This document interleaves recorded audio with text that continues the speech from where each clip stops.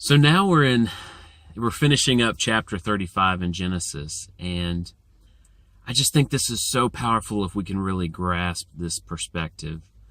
It goes through the sons of Jacob again, or also known as Israel, and then it talks about the death of Isaac, which is Jacob and Esau's father, and of course that brings Jacob and Esau together again for his burial in Hebron.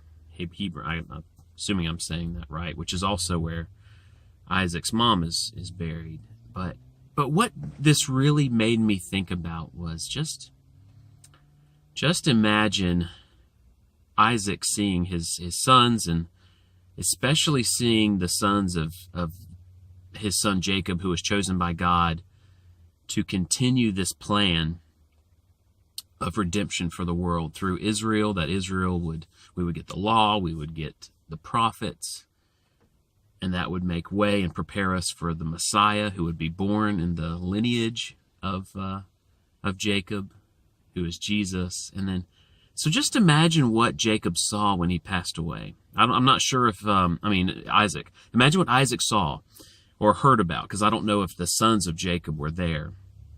But imagine him hearing about the 12 sons. And then in the next chapter, it talks about Esau's sons. So he sees all these children, his grandchildren, that his life produced. And then imagine him dying, Isaac, and then seeing God, and then seeing this huge plan. Like he had no idea what his life was going to produce, I don't believe. I mean, yeah, he had the promises of God that he would make him a great nation, and give him land. But man, imagine him seeing Israel.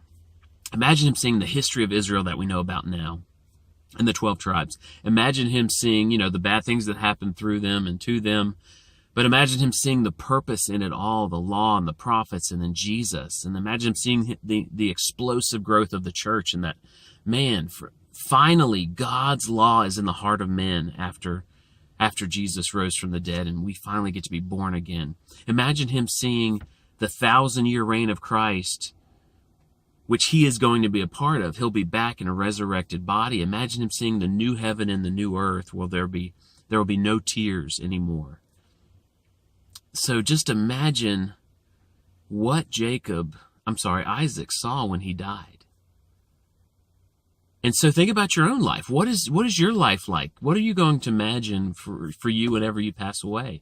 For me, it'll be, hopefully grandkids. I don't know how many kids I'll have by then, and grandkids by then. I don't know how many books I would have written by then, and people may be discipled and mentored. But just imagine that what you see at the end of your life is really going to be nothing, because everything multiplies, whether it's good or evil. It's going to multiply. And so just may that be sobering. May you think about, what do you want your life to look like, as much as you have control over it, which, we have very little.